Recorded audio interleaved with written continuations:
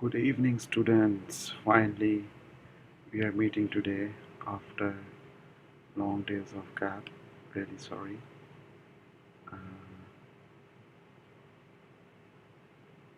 so today we will be dealing with DNA, RNA, transcription, translation, a little bit about our some workshops, virtual labs related to DNA isolation, PCR, gel electrophoresis, which are quite important in terms of techniques. So today will be a lot of interactive sessions, a lot of things you will learn. And first I will play some presentations, then we will go through our own presentation, some online interactive sessions first. So today is gonna be exciting day, lot of learning. So just let others people let us know that they all should join us now. I guess it's almost 8. We start now today finally.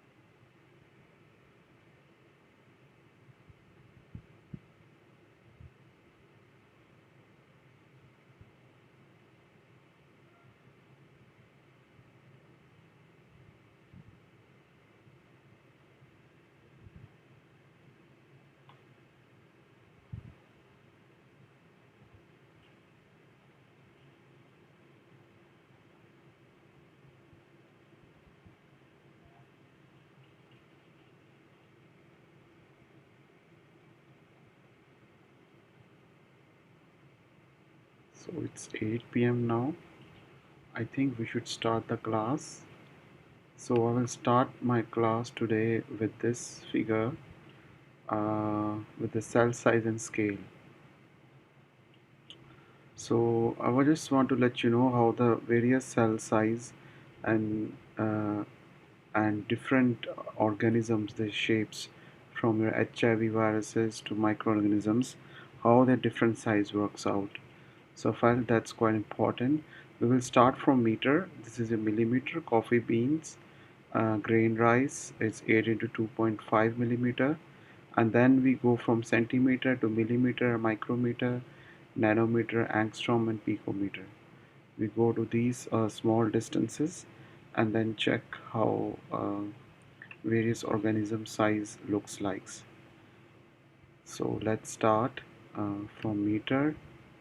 The sesame seed, tel, it's around 3 by 2 millimeter. Your grain of salt is 0.5 millimeter. Then comes your amoeba, which is 500 micrometer. Paramecium to be 210 by 60 micrometer.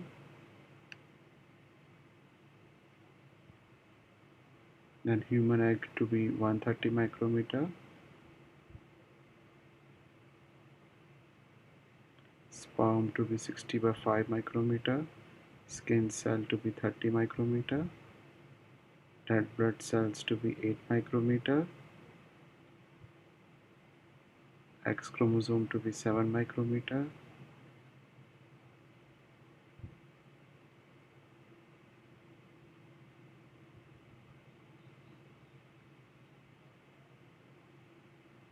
Your E. coli bacterium to be 3 by 0.6 micrometer. Mitochondria to be 4 by 0.8 micrometer. Lysosomes to be 1 micrometer. So comes the viruses, which comes in nanometer, that is 200 nanometer.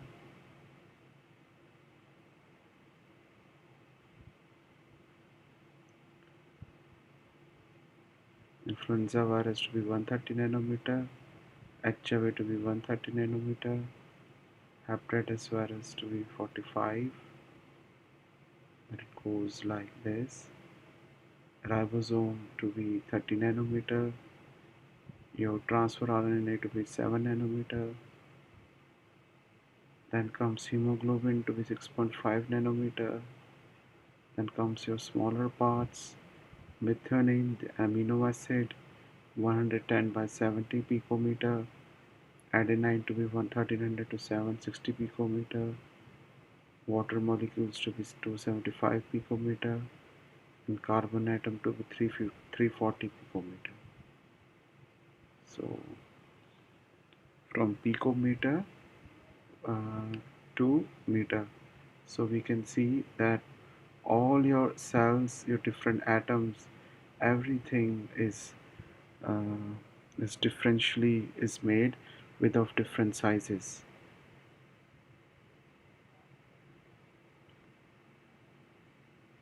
like this.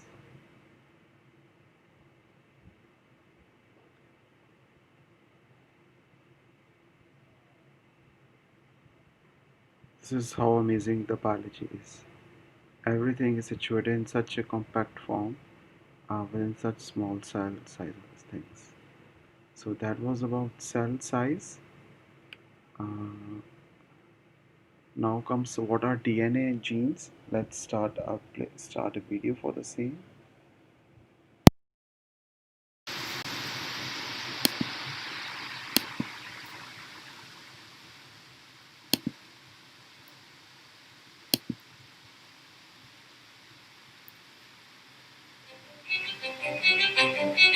The instructions for building all living things, whether a fish, a bacterium, a tree, an insect, or a person, are found in a molecule called DNA.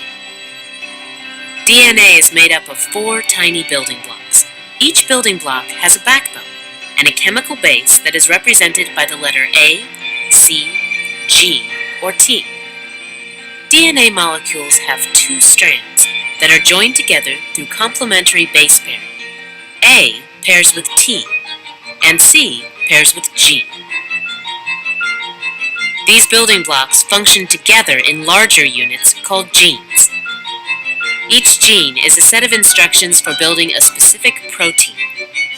A complete set of genes is called a genome. A genome is a set of instructions for building an entire organism. Every person's genome has the same genes arranged in the same order, but small differences in the sequence of the bases in our genes make each person unique.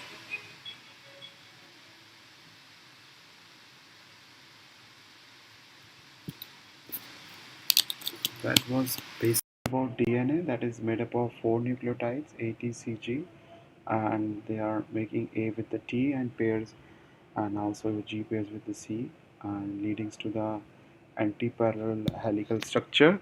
So this is how your DNA, and then make every DNA together, they makes different genes, and they have different functions for produce something. But same gene could be present in different organisms and could different functions. So let's watch this one.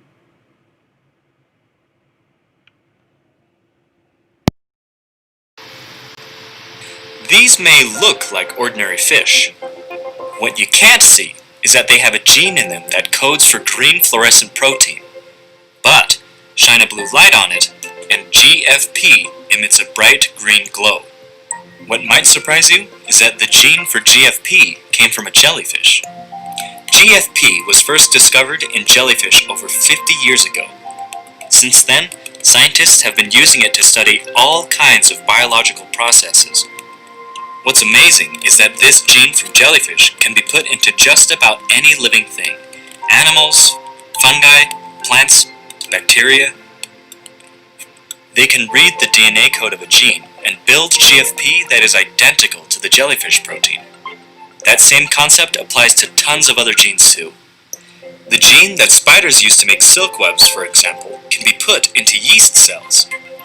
Harvest the silk protein that the yeast cells make, and you've got the raw material to make a strong, lightweight fiber. In fact, a company is using this approach to bring yeast-grown spider silk fabrics to market. How is it then that fish and yeast can read DNA from a completely different organism? It's because, despite their differences, there's something fundamentally the same about how all living things read genes to build proteins. So even though they were different organisms, but the genes read by them is the same and the function is the same. The green fluorescent protein has a function of producing a green light in dark, and we can see that fluorescent light in all type of organisms to study various physiological effects. And same with the spider webs that could be produced in the yeast cells to produce strong spider silk out of it. So this is all happening because of DNA and genes.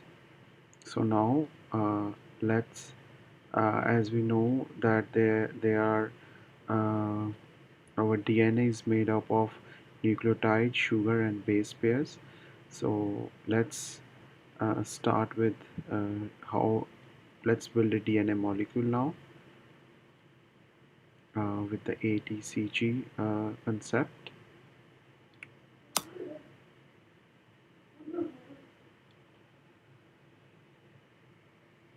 So T, if there is a thymine is there in front of thymine, A will come. In front of G is there, then C will come. G, then C will come. Like this, it will keep going. A, T will come. C is come. G will come. A will come. G, oh sorry, A will come. G will come. Like this, it will keep going. And it will go for like so many years if I keep continuing like this. C will come, C will join it, G will join it here, T will join it here. So like this I have to work day and night for 50 years to transcribe this whole DNA to make it happen. Isn't that amazing? So I have to keep doing it until it's all filled out. So I will not continue anymore, so I stop here. So from DNA your mRNA is made, and from mRNA your protein is made. That is known as your central dogma. We all know about that. We have studied this in our previous lectures. So to describe that part only, let's watch what are then proteins are made. So let's watch a small video like what are proteins are actually.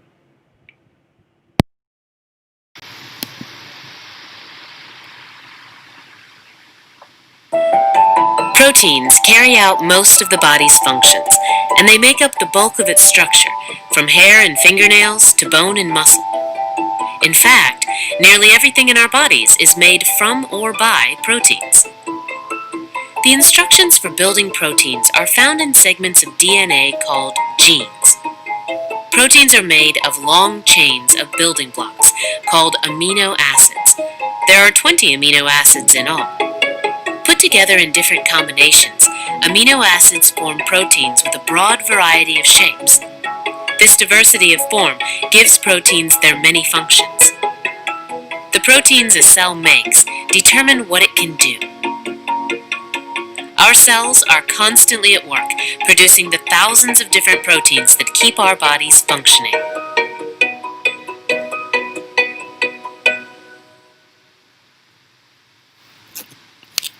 So your proteins are made up of various kind of amino acids, and each protein after having a modification, post-translation modification, they make different functions according to their different sites they have been produced.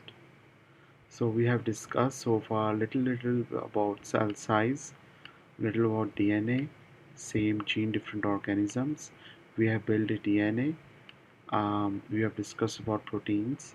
Now comes the part of transcription and translation. So I will play this video when we are done the part with the DNA and RNA. Then before we start with the transcription and translation topic, then I will play this video.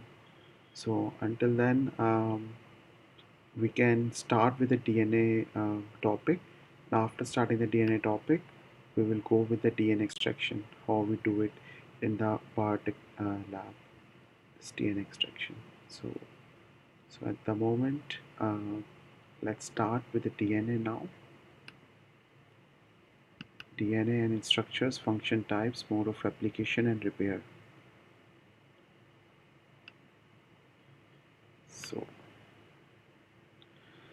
So our unit 1 was almost completed. Besides, 3 things were left: karyotype, ideogram and CIB technique. But most of the topics I have shared with you already and sent you the PPT for the same. Today we are starting with the unit 2, in which we will deal with today topics. The things that we left yesterday was DNA and RNA, and today topic was transcription.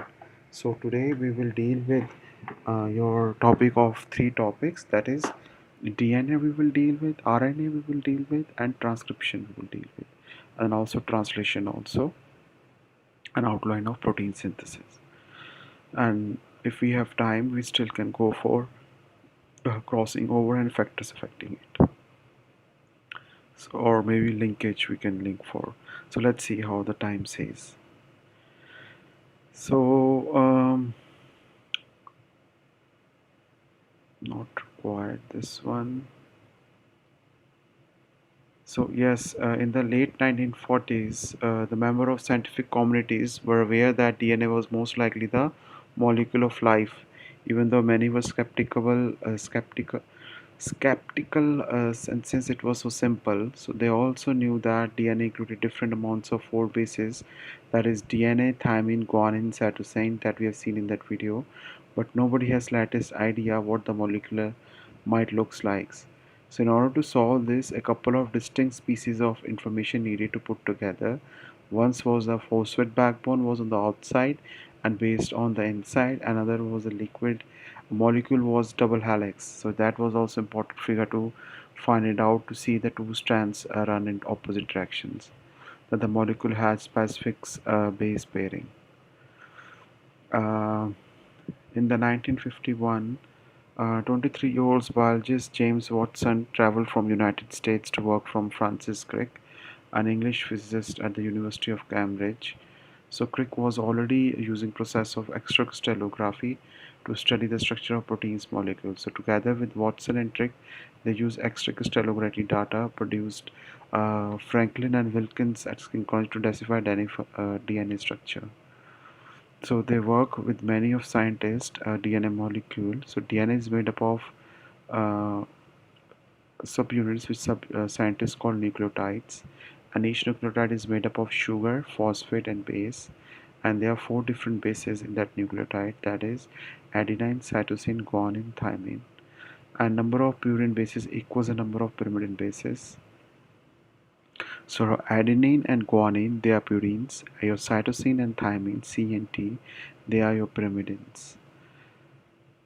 So your adenine binds with the pyrimidines, that is A binds with thymine, and your guanine bind with the cytosine. So purine attracts pyrimidines in this case. And number of adenine bases equals the number of thymine bases, and number of guanine bases will be equal to number of the cytosine bases. And basic structure of DNA molecule is helical, with the bases being stacked on top of each other. So DNA is a polymer. It's made up of many different nucleotides. Monomer units is nucleotide, and the polymer is known as polynucleotide in this case. So each nucleotide consists of 5 carbon sugar, a nitrogen containing base attached to the sugar, and a phosphate group. These 3 things will be there.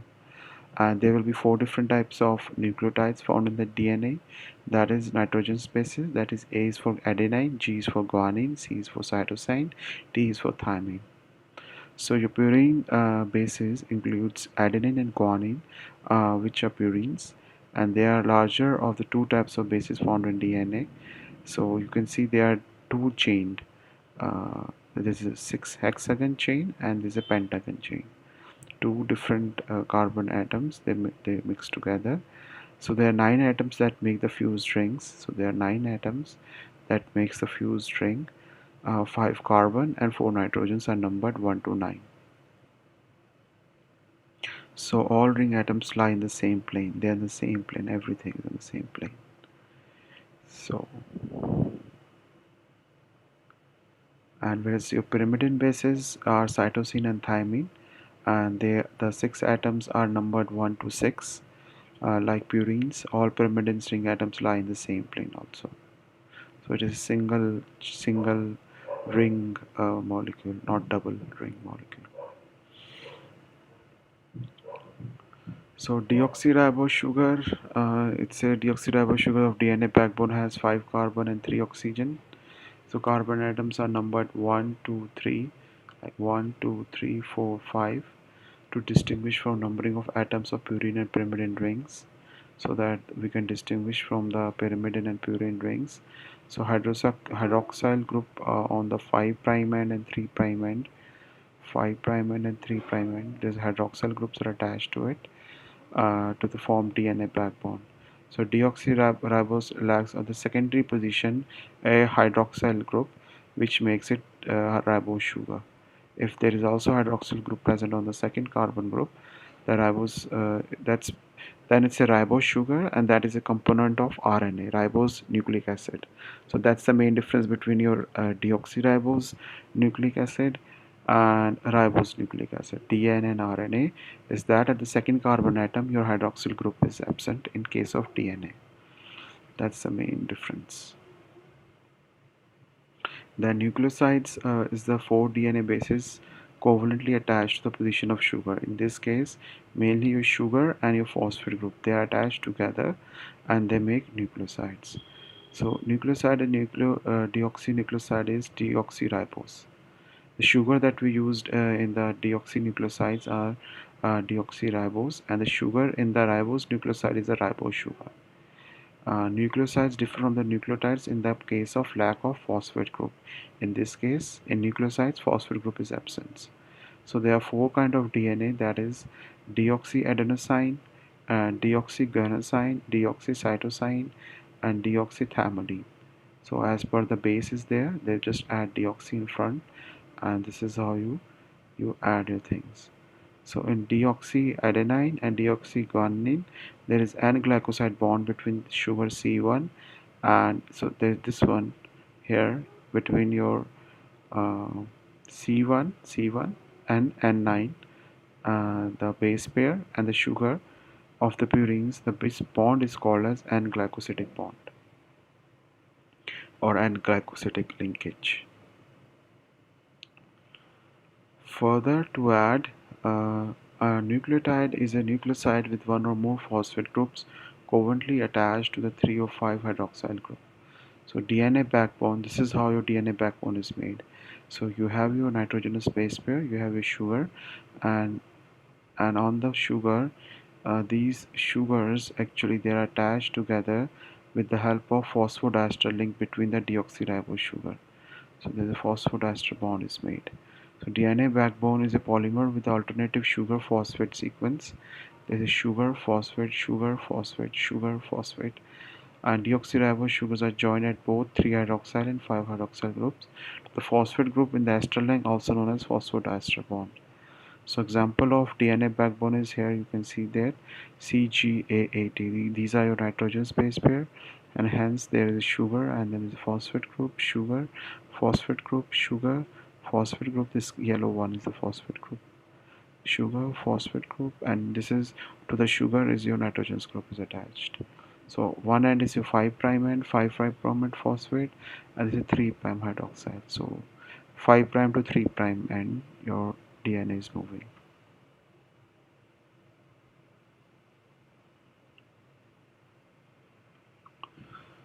So to continue, so this CGAT, the structure of this feature is that there is an alternative backbone of deoxyribose and phosphodiester group. Chains has a direction 5 prime to 3 prime from top to bottom. Oxygen or phosphates are polar, negatively charged, so that's why your DNA is negatively charged. So whenever we do the electrophoresis or any other biochemistry or molecular biology techniques, they always flow from negative to positive side because of phosphate group. A, C, G, C, T bases can be extended away from chain and stacked atop of each other. Bases here are hydrophobic, so that's why they are afraid of water, so they are mostly inside. So this is then DNA double helix structure. You have if on other side this is 3' end, 5' end. They come in front of a pyrimidine. Purine will join. Pyrimidine will join, and they make this helical structure with the help of joint together with thermodynamic forces and hydrogen bonds here. So like this. G and C will make a triple bond. A and T will make your double bond. And side is your backbone phosphate sugar group, and here is your base pairs attached to it.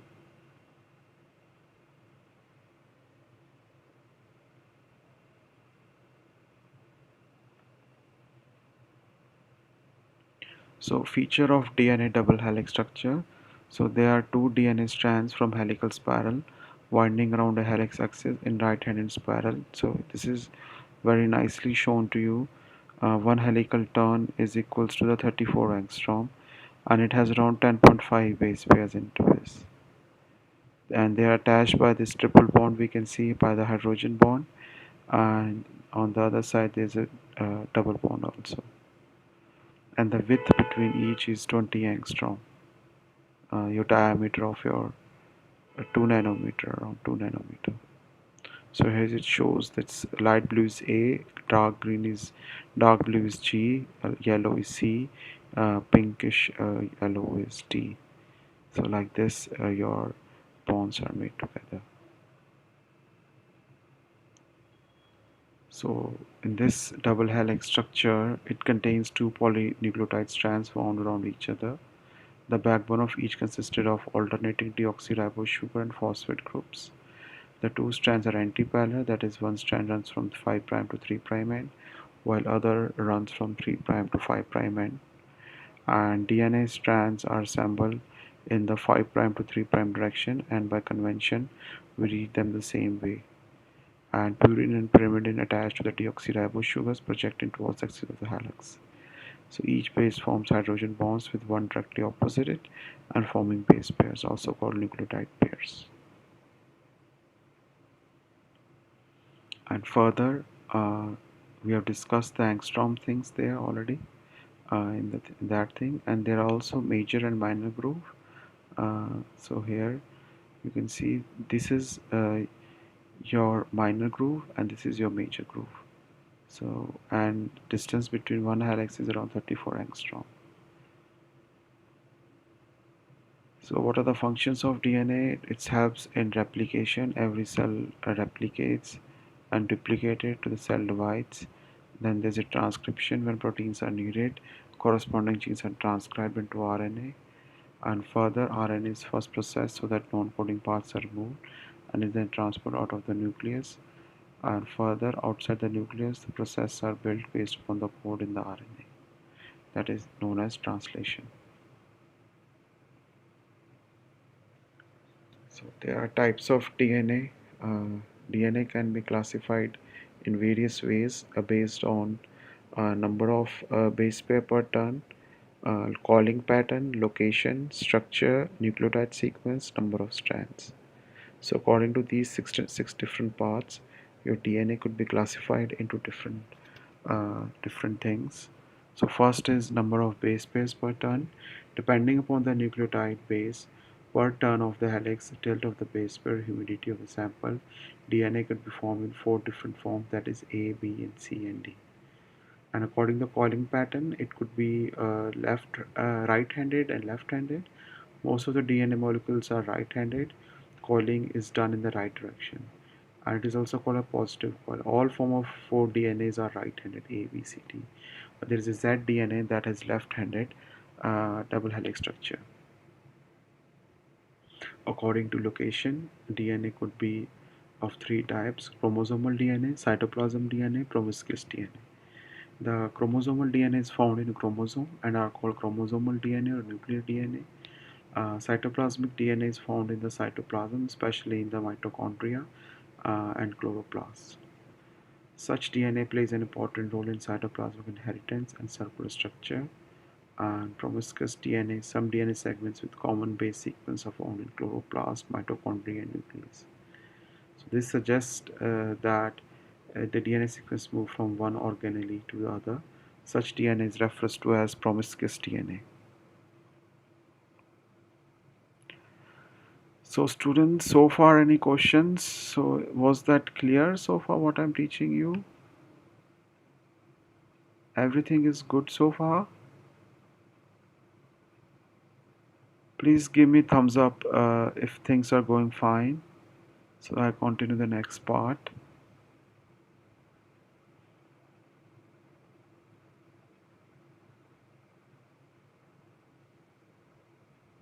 Okay, think you're all sleeping.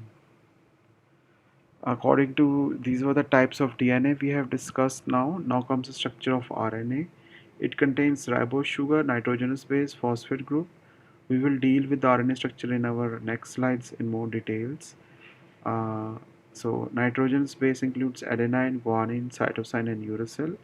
And DNA thymine is present instead of thymine is present in place of uracil. Deoxyribose sugar is found in place of ribose sugar.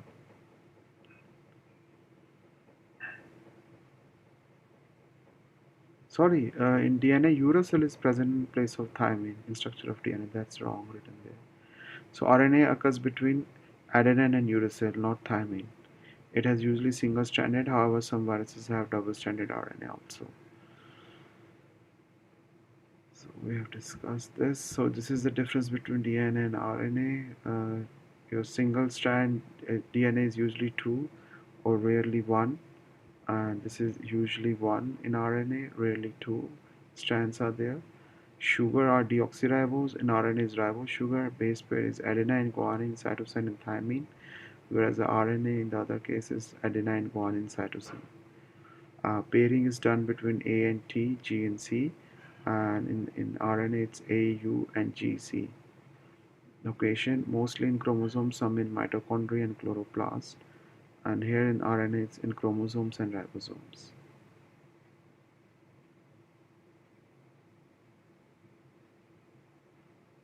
So there are three possible modes of DNA replication, that is dispersive, conservative, semi-conservative.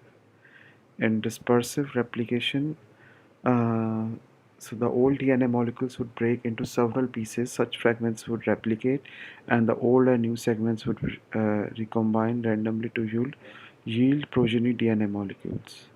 So each progeny molecules would have old and new segments along with its length.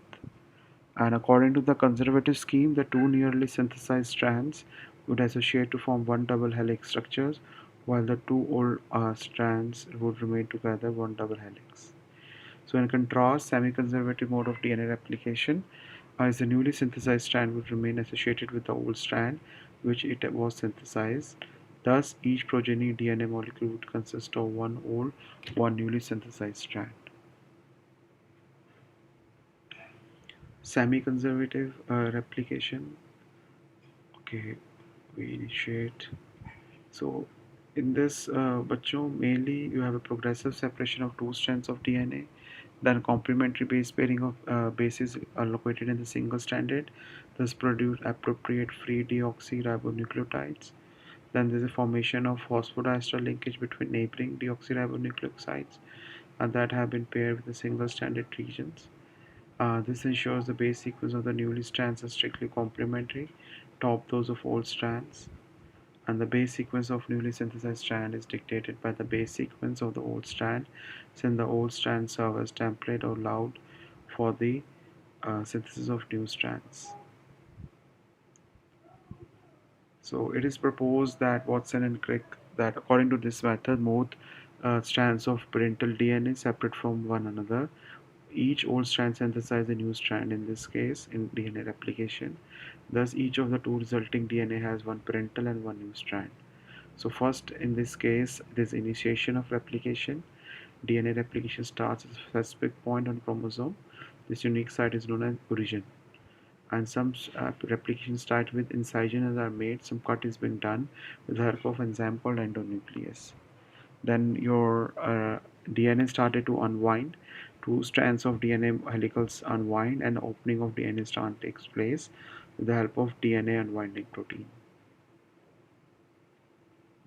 Then there's a formation of RNA primer. Synthesis of RNA primer is essential for initiation of DNA synthesis, as is synthesized by the DNA near the origin of the uh, DNA template near the origin of the special types of RNA polymers.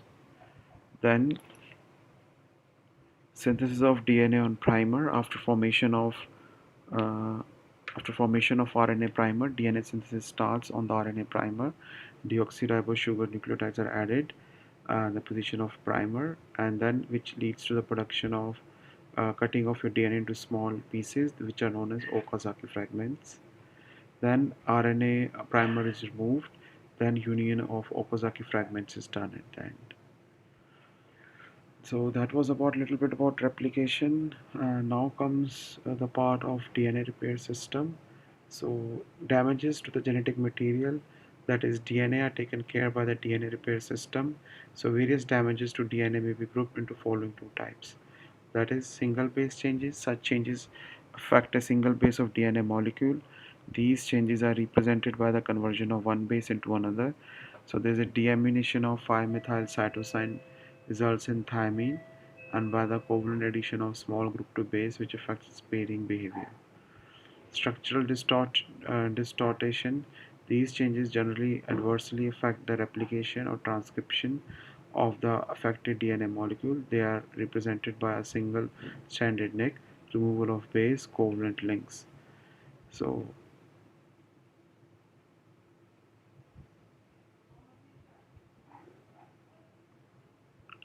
So DNA repair system could be of five types, that is direct repair system, excision repair system, mismatch repair system, tolerance system, retrieval system. So there are five kind of DNA repair systems are present. So first is your direct repair of DNA. Reversal or simply removal of damage to the DNA is known as direct repair or direct repair of DNA system.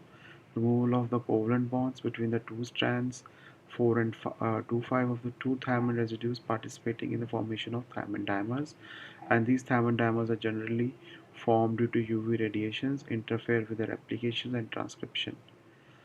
Specific enzymes mediate the splitting of the covalent bonds between the two residues, which specifically recognize to the thymine dimers, and hence this is why this process is known as photoreactivation. In the excision repair, in this repair pathway, damaged or misprepared segment of DNA strand is excised and a new stretch of DNA is synthesized in its place. The various excision repair systems vary in their specificity. The repair process consists of following steps: recognition and incision. The damaged section of strand is recognized by the endonuclease, and this enzyme then cuts the affected strand on both sides of damage. Then there is excision. After the incisions, as exonuclease digests the damaged missplayed section, this generates a single stranded region in the double helix structure. Then comes the synthesis. In this step, a single stranded region produced by the excision serves as a template for the DNA polymerase, which synthesizes the replacement for the excised segment. This is then the last three systems are represented here. That mismatch repair, when a single base in the DNA are misspaced, either due to the alteration in the existing bases or due to the errors during the replication, structural distortion, or results in the DNA double helix structure. Then there's a tolerance system. These systems deal with the damages that blocks the normal replication at the damaged sites, possibly by permitting the replications of the damaged sites, possibly with high frequency of errors. And in the retrieval system, these systems are known as post-replication repair or a combination repair. So that was quite a lot from the first we deal with the DNA, then we dealt with a little bit RNA, then there's the differences, then we dealt with the mode of replications, then DNA replication, then there's a DNA repair systems, and it's five kind of systems we have discussed so far. So in that case, we are done with this topic of DNA repair system. So now I will take you how to isolate DNA now to that exercise. So before we start, let's take a break, बच्चों, for 5 minutes. So it's around 10:38 or 10:40. We meet at 10:45. Then we start with the DNA extraction lab. Then how to extract DNA. See you in 5 minutes at 10:45.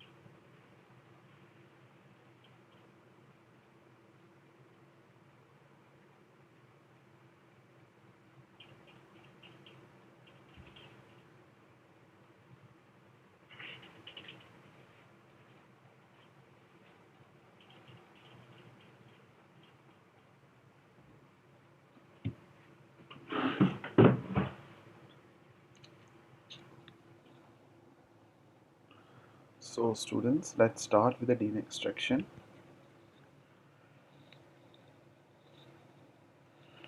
In this experiment, you will isolate DNA from test subject.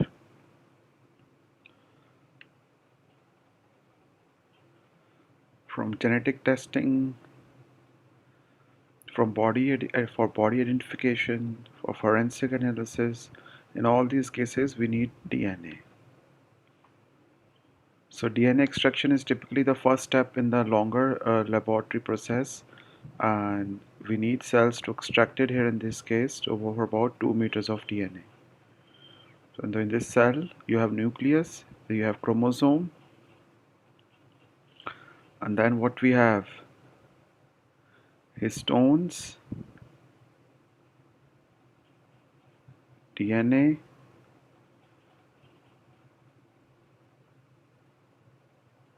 so where do we begin? First we need to collect some cells from our test subjects.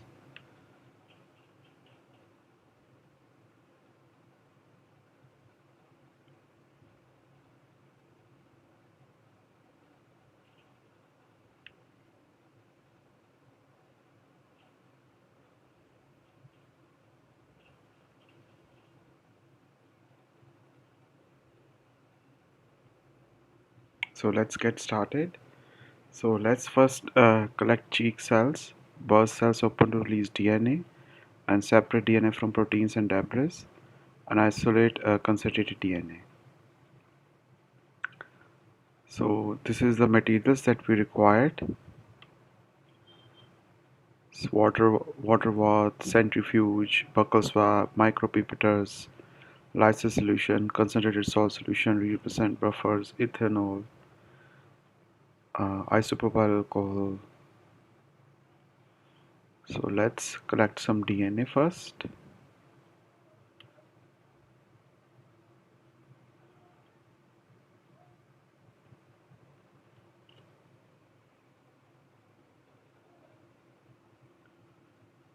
These are your cheek cells.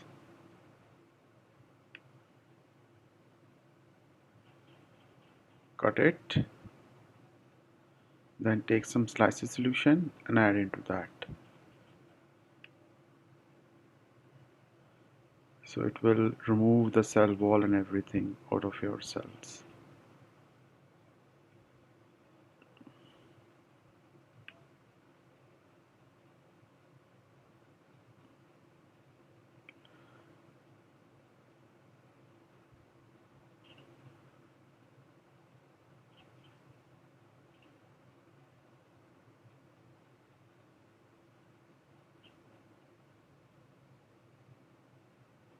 So these are histones are broken, and your DNA is uncoiled and ready be to be out of it.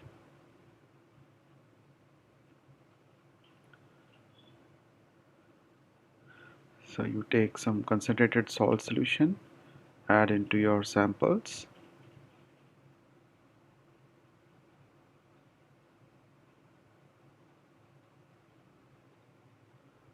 So by adding your debris will be calculated together, protein and debris, and your DNA will be separated, come together.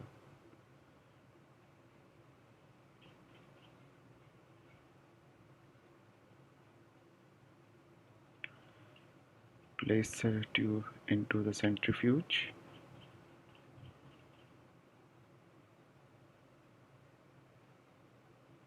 So let's close it.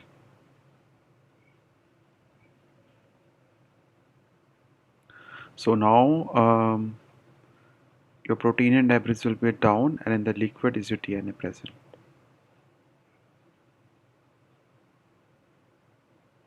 So use a micropipette to carefully remove your DNA, add it into a new append like this. Now it's time to isolate your concentrated DNA from isopropyl alcohol.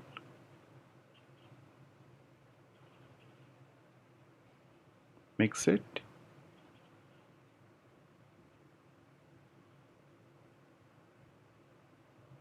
So DNA will clump together because of isopropyl alcohol present, and you can see it with your naked eye.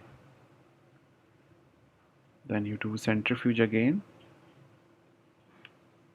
and your DNA will be at the bottom of your reactions after the centrifuge.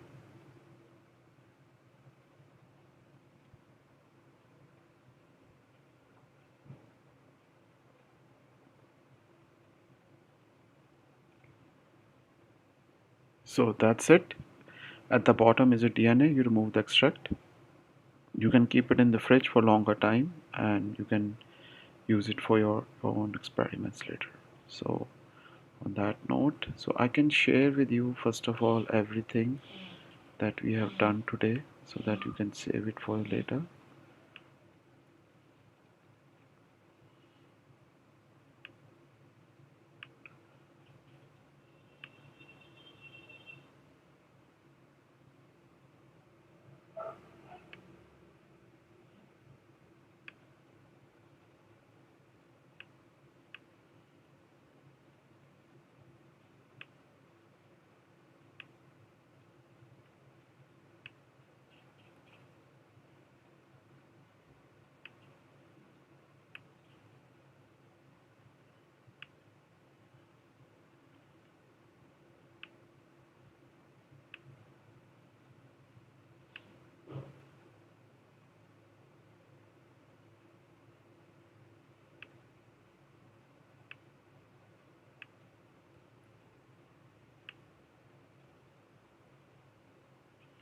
Okay, so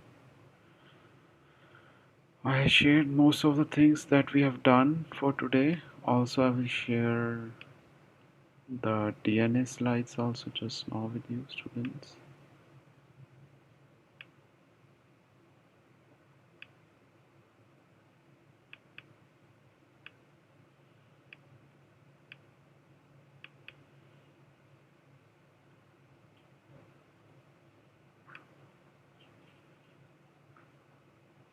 Okay, great.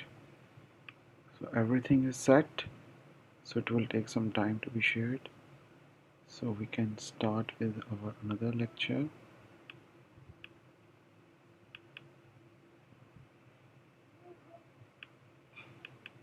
RNA in structure, functions, and its types.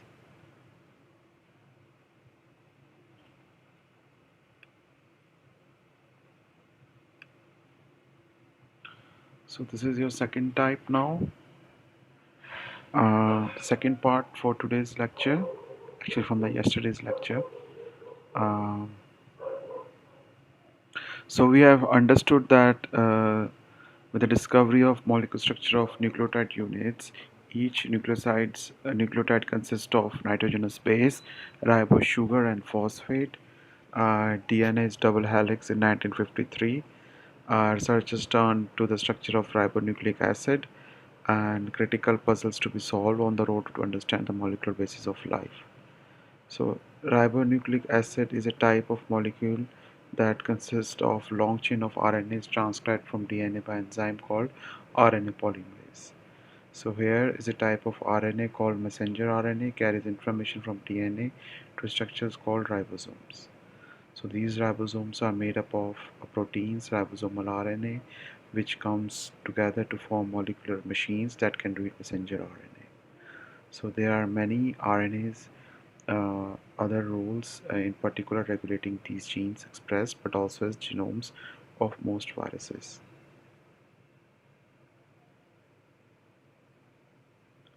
So RNA differ from DNAs mainly because of the ribose sugar, and instead of thymine, there is uracil is present in this case.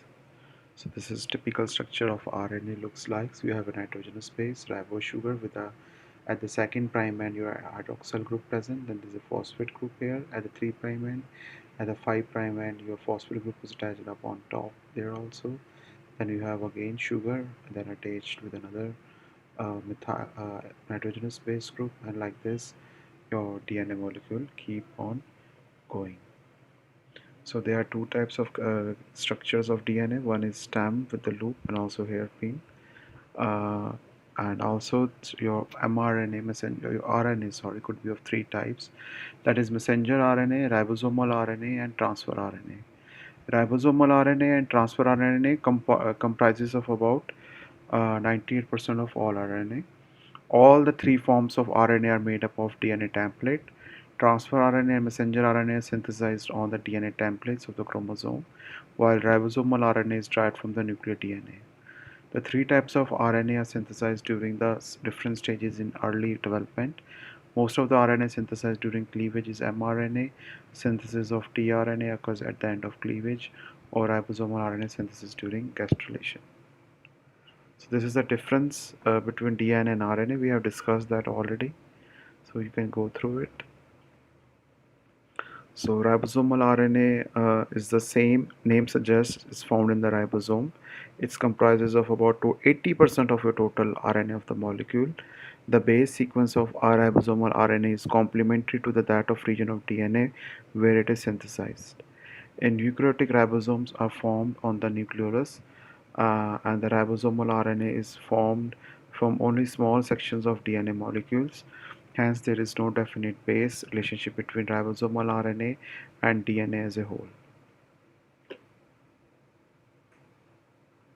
So, ribosomal RNA consists of single strand twisted upon itself in some regions. It has helical regions connected by intervening single stranded regions, and in the helical region, the most base pairs are complementary and are joined by hydrogen bonds. In the unfolded single strand region, the bases have no complementary regions in that case. So here it looks like, so this is your paired region, and this is unpaired region. So here ribosomal RNA does not show purine pyrimidine equality, and the unfold upon heating and refold upon cooling. Ribosomal RNA is stable for at least two generations, and the ribosome consists of proteins and RNA. And the 70S ribosome of prokaryote consists of 30S subunit, 50S, whereas the 30S subunit consists of 16S ribosomal RNA with 50S is 23 and 5S ribosomal RNA. So there are three types of ribosomal RNAs on the basis of sedimentation and molecular weight. So there's high molecular weight tRNA, RNA, sorry, with molecular weight over a million. Second is below a million, and third is molecular weight RNA with 58 RNA base pairs. So this is your ribosomal RNA structures looks like. You have 40S subunit, 60S subunit, and these are your tunnel peptides being produced. So here on the right hand side you can see mRNA being placed here, and there's a small subunit like this one, and you have a groove, you have a codon, anticodon, transfer RNA is being associated there, then is a tunnel, polypeptide, and endoplasmic reticulum. And this is your last subunit. So this is how your whole ribosomal RNA looks like. I will show you one presentation, one video also about this, which will be more interactive and more interesting to understand all these parts in a better way. So this is not required. So then comes your transfer RNA. Transfer RNA is a soluble RNA. Soluble RNA is the second most common RNA in the case of RNAs. So it's also called soluble RNA because it's too small to be precipitated by ultracentrifugation, and it consists of around 10 to 20% of your total RNA of a molecule. In the structure of tRNA, the nucleotide sequence of tRNA was worked by Holly et al. For yeast alanine tRNA. Since then, the sequence of about 70 different tRNAs ranging from bacteria to mammals has been established. And different tRNAs, all minor variant of same basic type of structure. Several models of secondary structure of tRNA have been proposed, and these cloverleaf model of Holly is the most widely accepted one. Transfer RNA is an essential component of the protein synthesis reactions. There are at least 20 different kinds of tRNA in the cell, and each serve as a carrier of a specific amino acid to the site of translation. tRNAs are L-shaped molecules, and they have single-stranded RNA that folds in proper conformations, and four different regions of DNA, double-stranded RNA, are formed during this folding process. So this is the structure of tRNA looks like. It has T-psi arm, acceptor stem, variable arm, anticodon arm, and D arm, like this.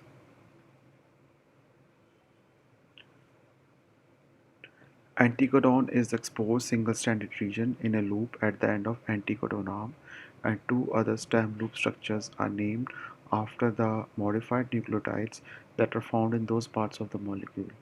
The D arm contains dihydrourylate uridase, while the T-psi arm contains ribothiamidylate residue, a pseudo-urylate residue, and a citadylate C residues in that order.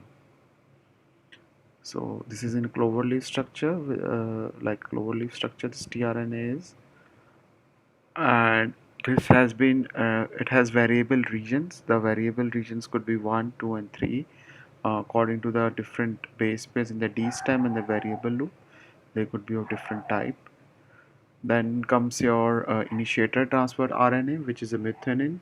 In prokaryote, it's N-formylmethionine, whereas in the case of tRNA is called initiator tRNA because they initiate protein synthesis. Initiator tRNA of prokaryotes and eukaryotes also differ from each other. And eukaryotes, there is an AU base pair at the septal stem. As noted previously, tRNAF met for initiation of proteins, while eukaryotics use tRNA met in that case. So they are quite specific, these tRNAs. Two important steps in the translation during protein synthesis are the activation of amino acids and transfer of amino acids to tRNA. So each amino acid has a specific activating enzymes, that is tRNA amino acyl synthetase, and there are 20 different amino acyl synthetases for 20 common amino acids. The specificities involved in two stages: activation of amino acid and transfer of the amino acid to the tRNA. So that's it from the RNA point of view. Before we go to transcription and translation, let me show you one video.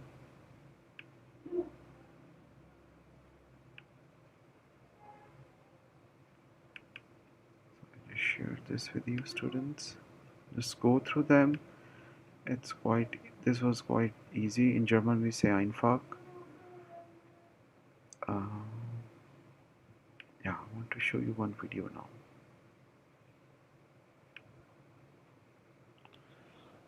So let's start here, transcription and translation.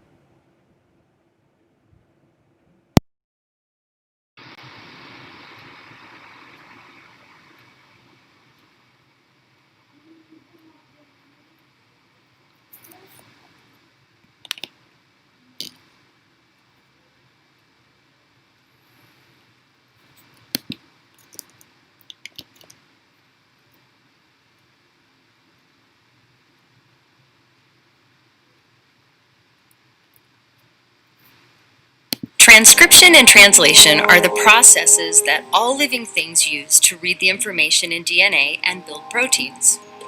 Each gene in a cell's DNA codes for a specific protein. During transcription, cells make a copy of a gene out of mRNA. During translation, they use that mRNA copy as a blueprint to build proteins out of amino acids. These proteins perform the tasks that make living things function. The flow of genetic information from DNA to mRNA to protein is central to life.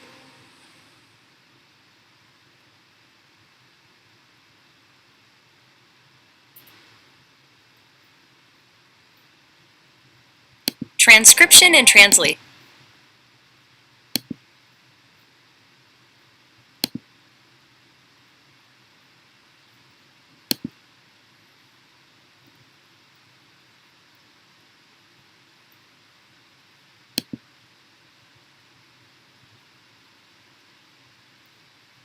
Transcription and translation are the processes that all living things use to read the information in DNA and proteins out of amino acids.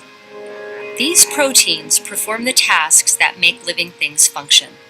The flow of genetic information from DNA to mRNA to protein is central to life.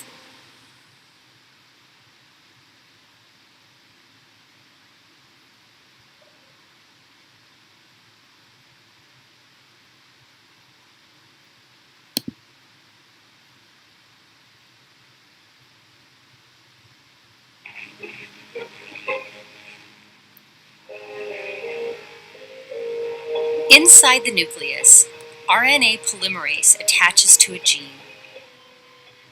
It separates the two complementary DNA strands, exposing the gene's unique sequence of bases.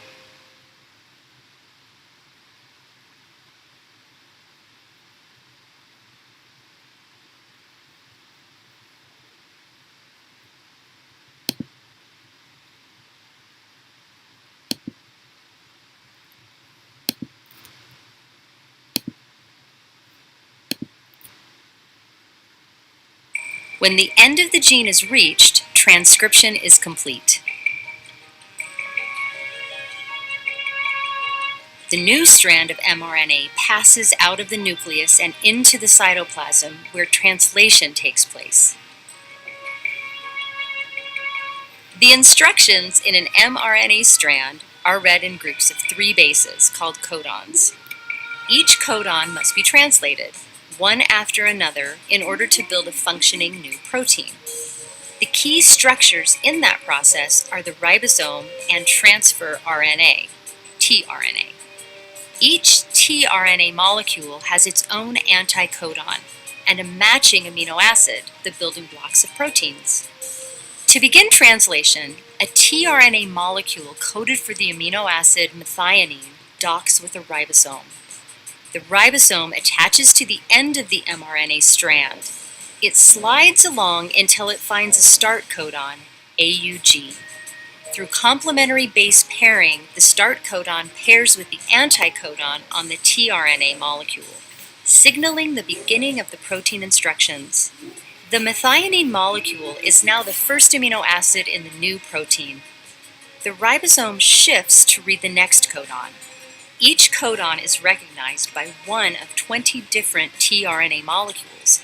Each type of tRNA carries a different amino acid. The ribosome continues moving along the mRNA strand, one codon at a time, matching it to a complementary tRNA. It adds each amino acid to the growing protein in just the right order. The sequence of amino acids determines the final shape of the protein and the function that it will carry out. Give translation a try.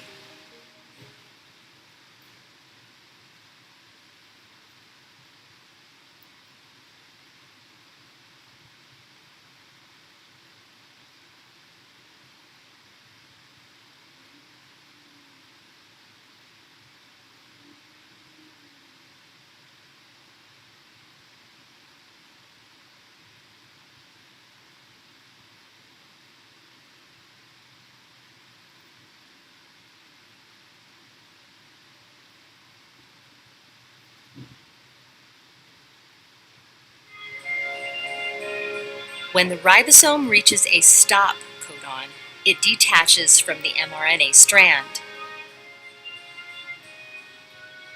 The chain of amino acids folds into its final form and the new protein is complete. This protein, DNA helicase, will now slide between two complementary strands of DNA, temporarily separating them so that they can be copied. The incredible processes of transcription and translation enable cells to carry out all of the functions necessary for life.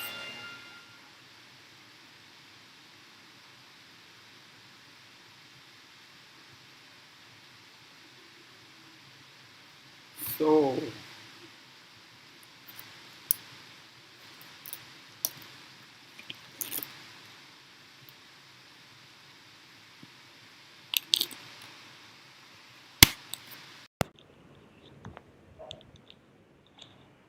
students, many of your doubts might have been cleared with this videos.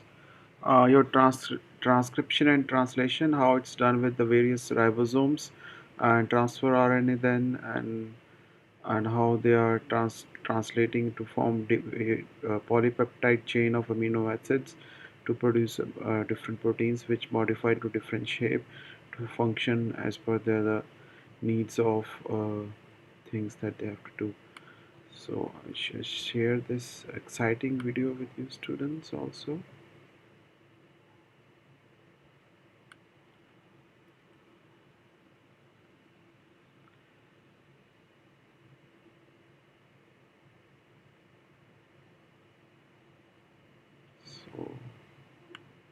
let's continue to the ninth day chapter.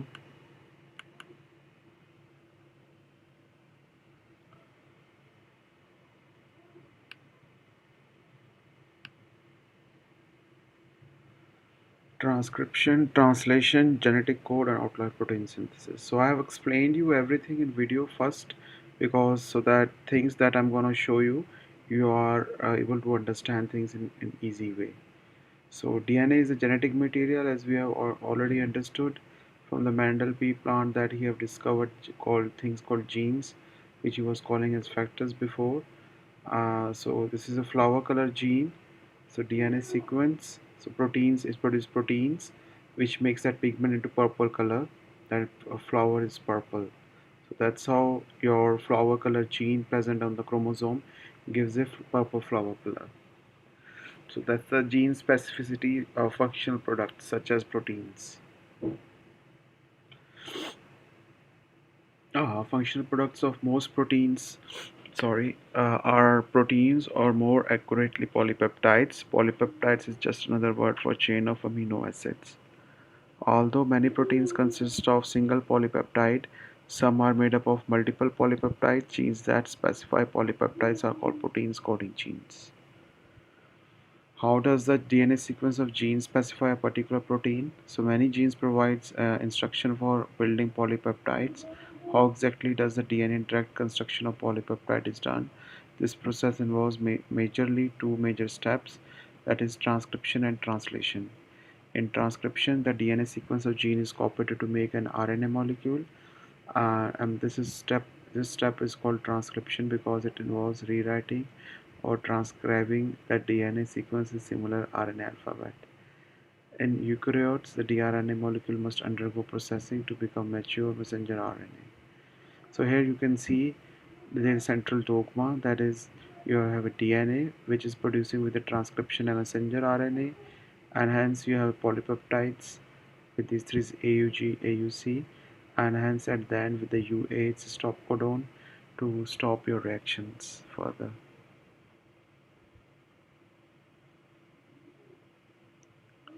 So this is the transcription. This is how it is happening in transcription case. First, at unwinding of protein, then your messenger RNA is produced in one of the coding strands.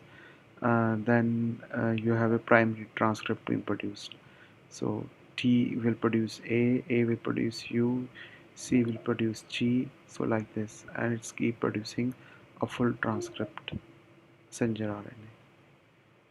So in eukaryotes, you have a nucleus which is producing with the help of transcription mRNA. It is processed, then there's a translation with the ribosomes, and there's a cytosol inside. And in the bacterium, you have transcription, then you have a translation is happening, then in the ribosome, then you have polypeptide chain. So like this, human cell differentiate from the bacterium, like in this case. So there is a thing called genetic code, like this one. These are your genetic codes, AUG. These are three group of codons, like UCG, UAA, methionine, isoleucine, serine, stop. All these belongs to it. So steps of translation. Translations takes place inside of structures known as ribosomes. Ribosomes are molecular machines whose job is to build polypeptides. Once a ribosome latches onto a mRNA, finds that start codon, it will travel rapidly down the mRNA and one codon at a time. As it goes, it will gradually build a chain of amino acids that exactly mirrors the sequence of RNA. So these are the various steps of tRNA. Your translation is happening that we've seen in that video. Your first tRNA will attach to the concerned mRNA in the presence of ribosome. Then it will produce concerned as per the polypeptide it is attached UAG. It will produce isoleucine. Then another is coming, serine is coming, then glutamate is coming, then aspartic acid is coming. Like this, things will come and will make a nice polypeptide chain at the end. So like this, they will match, once will attach and then other will go, and it's keep going on. So tRNA binds to exposed codon, new amino acid attaches to the polypeptide chain, and ribosome shift from one codon to over another mRNA. Like this, the case will goes on. So there is a start codon and there is a stop codon. Start codon is methionine, isoleucine, serine, and there is a stop codon like this here, UAA. So polypeptides N terminus, C terminus. So methionine, isoleucine, serine like this. You have your codon like this. Then comes your genetic code table. So first what you do, you write UCAG in this direction, UCAG in this direction, and write four forms of UCAG in each table of your, in each rows of your UCAG. Then how you make it, and you count U, like you write these triplets like this. Then UC like this. So this is your phenylalanine. Then these are your leucine, serine, proline, leucine, isoleucine, valine. This is a methionine, which is a start codon, and these are your stop codons, UAA, UAG, UGA. So I hope you have done all this in your plus 2 class. So this is just a reminder for you, so that you are fresh with all these things. Then comes the reading frame. You see then how they are stopped, how they are codes. So that's what it's telling us now. Frame shift mutation, sometimes serine, there is a change of your amino acids group, then which will leads to the production of totally new amino acids. Instead of valine, you have now alanine, leucine like this. There's a frame shift of your instead of you have triple C now here. So your UA is removed totally, then you have different amino acids formation. So we have discussed role of DNA and RNA in cells quite in details now, and we have discussed how the central dogma works. We have discussed nucleotides. This is the batter diagrams from the previous one. This is a summary of everything that we have discussed in our previous lectures. So this is how your pyrimidines, purines, base pairs. This is ribose sugar, your nitrogenous base pair, phosphate group is attached to it, and this could be deoxy and ribose sugar. And there's a prime, 1' end is your nitrogenous base, and the 5' end is your phosphate group is attached. And this is how your 1, 2, 3, 4, 5' end carbons are attached like this. So we have discussed sugar, nitrogenous base. I will not repeat all these things for you. Properties of DNA we have discussed in details. We have discussed how 5' to 3' and it goes, 3' to 5' and it goes. We have discussed properties of RNA also in quite details. So this is just within the transcription and translation. These parts have to be there, so I have put it up in these slides also. We have discussed about messenger RNA also quite in detail recently, that it has a ribosome. Then this is your messenger RNA is being attached here. Then these are your tRNA being coming up, and then being producing a lot of uh, yeah, polypeptide chain. So there's a ribosomal RNA, transfer RNA. We have discussed them already, everything. Now comes so this is, we have discussed everything, but this is in general if somebody has a subjective exam, if they're preparing for NET or any other serious exam or GATE also. So these lectures are made for them only. Go through them, so you will have a lot of subject matter to learn in this case. So how to write if you have a type of exam where you have to explain transcription to using these figures, you can explain them. So basic concept is clear. So you have your RNA polymerase. In because of that, your complementary RNA is produced in front of your DNA, and there's a various stages of transcription. First, its recognition sites are there for the promoter site. Then there's a transcribed region. First, your promoter region is RNA polymerase attached and uh, unwind your DNA winding proteins, and then is your single stranded template is produced. So elongation, one strand of rNDNA template strand act as a template for RNA polymerase. So here you can see RNA being produced from 3' to 5' end, and you are producing template strands like this in this case. So there's a terminator also, the RNA is being produced, so like this, in this form, in this shape, and it will go from it. And there's also exons and introns. Exons are the part which are not working out, so they will be removed. You will have only introns, and a mature mRNA is produced with the help of that. Then comes the translation, the big picture. Translation here involves the decoding a messenger RNA and using its information to build a polypeptide or chain of amino acids. For most purposes, a polypeptide is basically just a protein. So genetic code is in an mRNA. The instructions for building polypeptide chains come in group of 3 nucleotides called codons. So here are some key features of codons that keep in mind. That is, there are 61 different kind of codons are there, and stop codons mark polypeptide finished with it. Codons to amino acids, so these codons will come in there. It's being repeated again, so just skip it. So in the case of node translation, there are three steps have to be considered. That is initiation, elongation, and termination. Initiation is the beginning of the steps. Then elongation is the middle step, and the termination is the end step for the translation thing. So in the initiation, so here you can see the initiation. First is your start codon. Here, your transfer RNA is attached with the methionine amino acids. Then initiator RNA binds to start codon. Then a larger ribosomal unit will come and attach to this initiation complex uh, to make it more complex structure. So initiation is done. Then comes the elongation. In the elongation, your next amino acids will join and will produce to attach to the amino acids and will produce a new polypeptide chain, and the first one will removed from there, and then it will keep attached like this. So like this way your elongation will help in this way.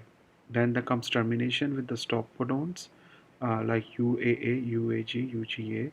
You can uh, terminate your cycle like this. So thank you very much. So that was about transcription, translation, genetic code of protein synthesis. So I just share with you this part also.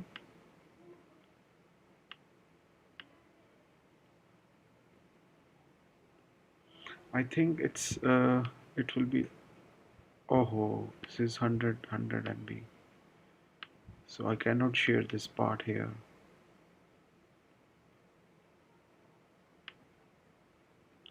This is a more than 100 MB file. So that's why it's saying that we cannot share this file with you. So I will find some other alternative to share with you this file also. And because it's restricted to 100 MB. So students, I think I should stop here because tomorrow we have lots to do also. We will do numerical mutations, crossing over, CLB techniques, numerical and structural variation. Uh, so let's numerical mutations, polyploidy, yes, structural abbreviations, and also we have to deal with the linkage. I think I will take this part tomorrow because this is not connected with the today's part. So that if it is connected with tomorrow, it's better we do it tomorrow then. So thank you for today. We had a great class, a lot of exciting things to learn. Then see you tomorrow, same time. Any questions so far?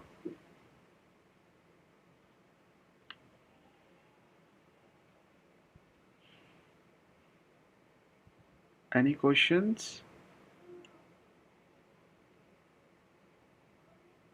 Tomorrow we will start with linkage and the rest of the topics. so that we will done easily in tomorrow. So we will finish our syllabus tomorrow positively, uh, with all things done to it. This I want to put it tomorrow also.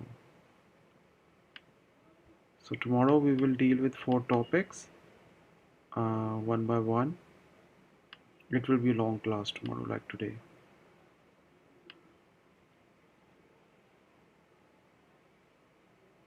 So the date for submitting your is 5 days after from today.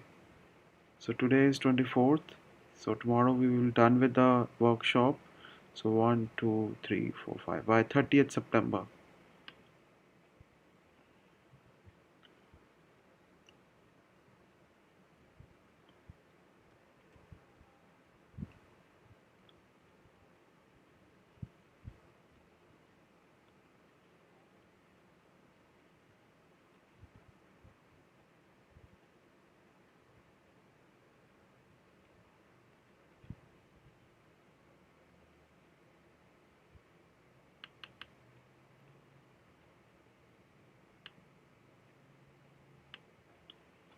So for everyone.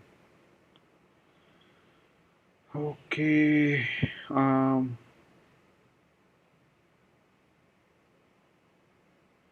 um, then students, I see you tomorrow, same time, and we do a lot of exciting things tomorrow also. On that note, take care, stay safe, keep smiling. Enjoy. Good night. Bye.